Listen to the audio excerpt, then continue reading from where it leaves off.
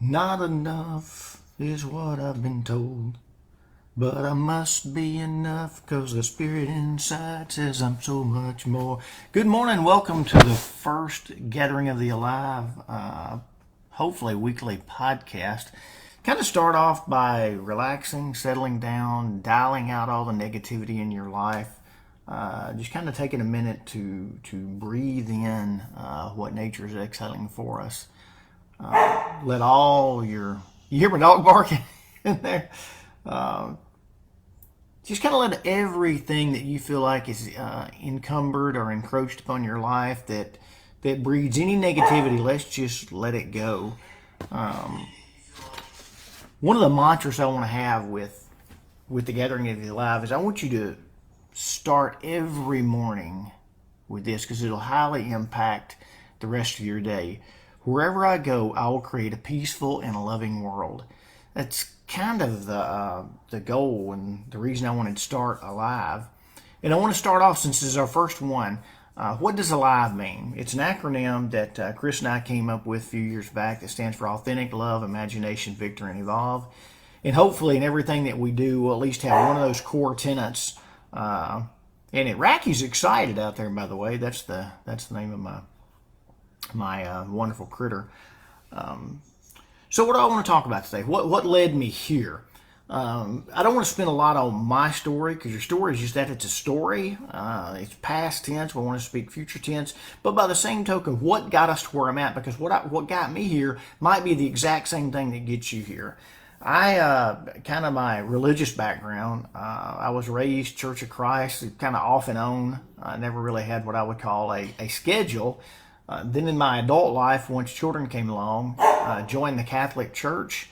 Liked it, taught Catholicism for 19 years. There was a lot of core tenets, doctrines, dogmas that I didn't agree with, and I guess I expressed those a little bit more than I should have. I was asked to leave the church, if you can imagine that.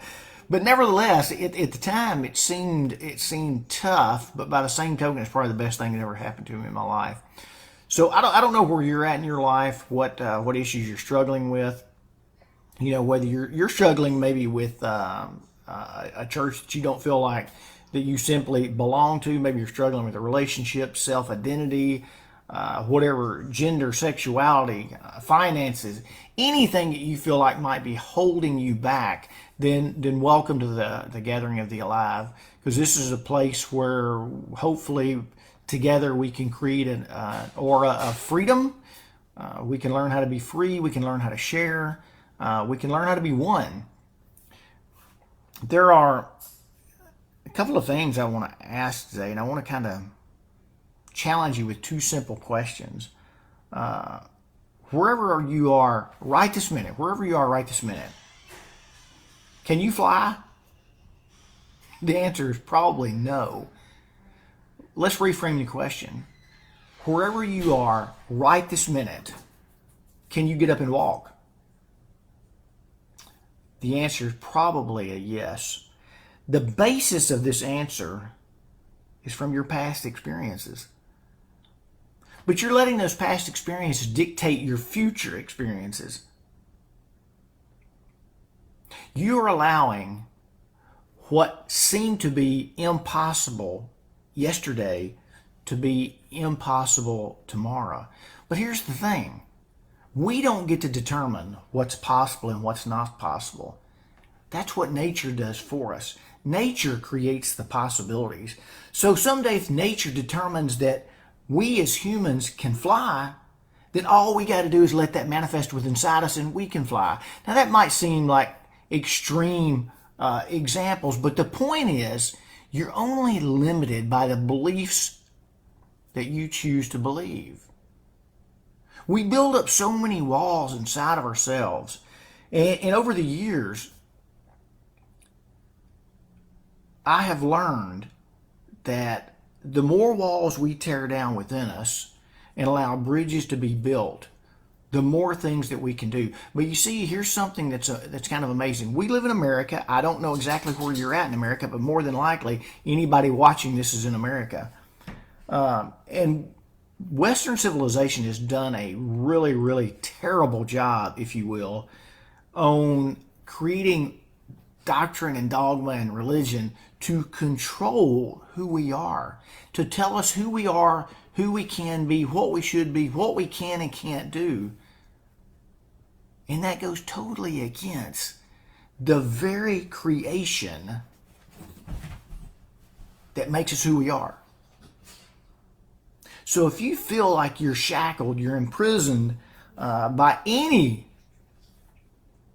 of these organizations, then I challenge you today to find the courage and the will and the desire to meet your authentic self. As Chris and I have done many podcasts over the years as it relates to authenticity, it seems to me like it's the toughest thing us humans face. So often we go, oh, not with me, what you see is what you get. But it's simply not true. All too often, in an effort to change who we are externally, we just decorate this being in an effort to make other people think that we've changed. But the truth is, when we go home or we're alone driving in our car, we know that it's just a mask.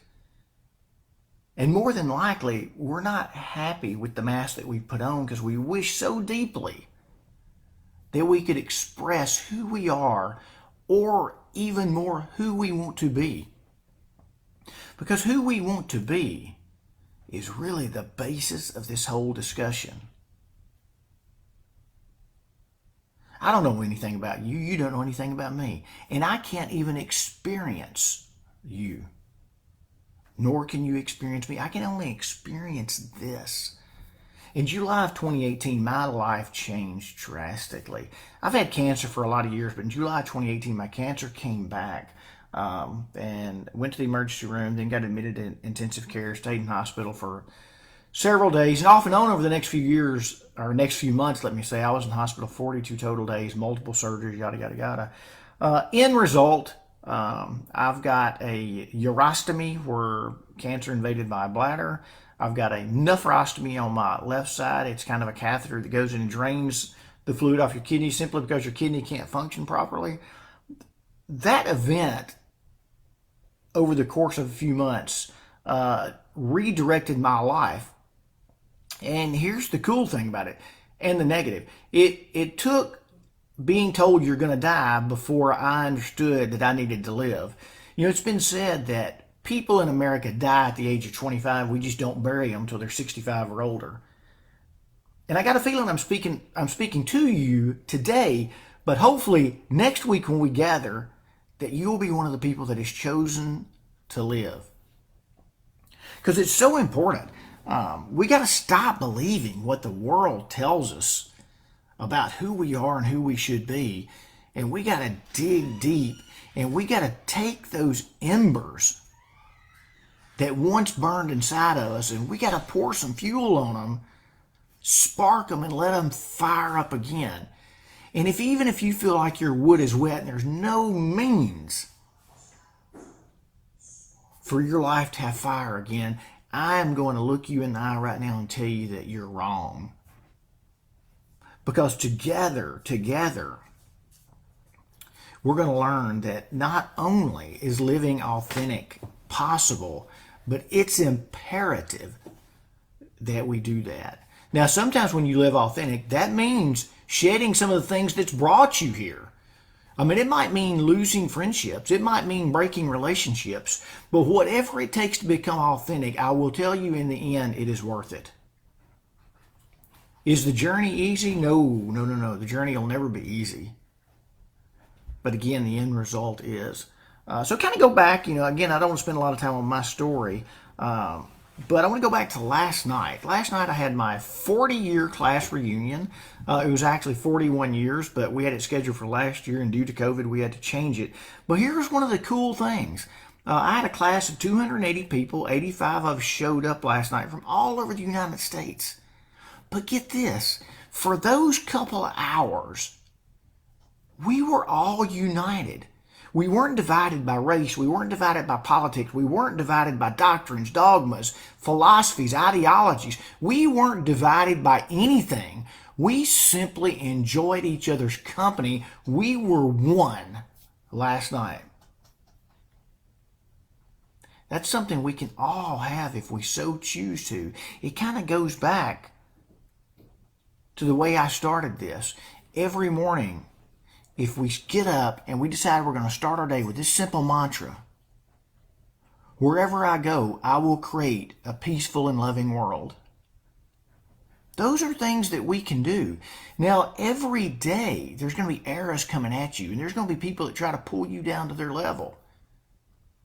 And if you're not strong enough, you'll succumb to that. But I'm asking you right now not to allow yourself to be put in anybody else's boxes anymore, whatever that box might be. I used an example on a podcast the other day, and I'll share it again right here for this group. And it's probably not the best example, but just for the sake of conversation. People in America, they're so politically divisive right now. Don't trust me, I don't like politics. But somebody else decides for you that you've got to be Democrat or you've got to be Republican. I don't allow myself to be placed in those boxes. I have an ideology and I have a philosophy of the way I want the world to be. Now, the world will never be exactly the way I want it to be. But I'm not going to let other people go, oh, well, if you believe in this, then you must be Democrat. Or if you believe in this, you must be Republican. And that's a box we allow other people to put us in. And maybe you're one of those people that also places someone in other boxes. But please understand this. We don't have permission to do that. None of us sit high enough to look down on others. I hope you got that. Let me say that again. None of us sit high enough that we can look down on others. If you don't take away anything this day, I hope you take that away. My wish for you in this first podcast is that you learn to fall in love with yourself again, which is the second tenet of Alive. We briefly touched on authenticity, and over the weeks and months, we will just really dive deep into this because I want to know so much about you. But love, wow. Love is an emotion, and it's an emotion that has inherent danger around it. Because you've heard the old saying that the fine line between love and hate, or the line between love and hate is so fine. And forget about other people. That line exists within you. We can go from loving ourselves to hating ourselves simply by a decision that we make that we go, oh my God, why did I do that? Well, I'm here to tell you that you're not going to make every decision correct. But just think, if you're faced with 10 decisions a day and 7 of them are right, then that means you only have to deal with the negative consequences of 3. But regardless, for even those, the fact that you had the courage to make a decision is powerful. So let's take the emotion of love out of the equation for a minute as it relates to you. I want you to love yourself, and you're going to learn to. But here's one of the things that it's going to take to be able to do that. You simply have to learn how to be pleasant. Once you learn the power of pleasantness, then love will just happen. It will just simply start to happen within your life. And then you'll look back and go, wow, when did I learn to love myself? It happened the moment you decided that everything that comes out of you is going to be pleasantness. You can't wait for someone else to be pleasant because they're never going to be pleasant enough for you. You can't let someone else determine your happiness. And if your happiness depends on someone else, you'll never have the ability to be happy. I used an example the other day that I heard on a podcast from Sadhguru, and it went like this. You're sitting at a table of several people, and you ask each other to gather hands. And you just sit for a few seconds. And then you bring your hands back, and Sadhguru would say, what did you just experience? Well, what you didn't experience was the other person. Your experience was the sensation that your hand felt when it touched someone else. The point is, we can't experience other people. We can only experience ourselves. So let's make sure that that experience, which is within our control, is pleasant. no matter what the universe is sending us. And I shouldn't have said that, because the universe is only going to send us pleasantness. So let me reframe that. Only what external forces, people, media, everything, when they send us negativity, keep in mind that's their experience, not ours. We have a choice today to experience the beauty of what nature is putting out. I did a nature walk, gosh, I guess it's been a year and a half ago now. Kind of did it against my will. I thought, God, this is total nonsense. Even though I do believe in oneness with the nature, I thought, now what can a nature walk do for me? It changed my life. That's what it did. Once I got out there and we had a guide, and once she was teaching us what we're looking for, how to feel, it just only took a matter of minutes before I could see nature breathing. And I really mean that. You can do the exact same thing. And it's kind of like inhale, exhale. Because every day we're inhaling what nature is exhaling. So when I say we're one with nature, we are. But as a human species, we've done just a damn good job of trying to destroy that which gives us life. We seem to forget that we don't own this damn place called Earth. We just simply get the opportunity to enjoy it, if we will. You know, over the centuries, somewhere along the line, somebody decided they could sell pieces of this earth. And we're selling something that doesn't even belong to us. We've done a magnificent job of trying to destroy our water sources, trying to destroy humanity. I mean, you look back over years of all the wars, the genocides, the things that we've done to destroy each other and destroy the very thing that gives us life. But today, with the gathering of the Alive, hopefully that all ends now. And from now on, we will understand that without nature, we have no life. We have no future. We have to embrace that which has given us this creation. All right, let me look at my notes, because I'm going to wrap this up.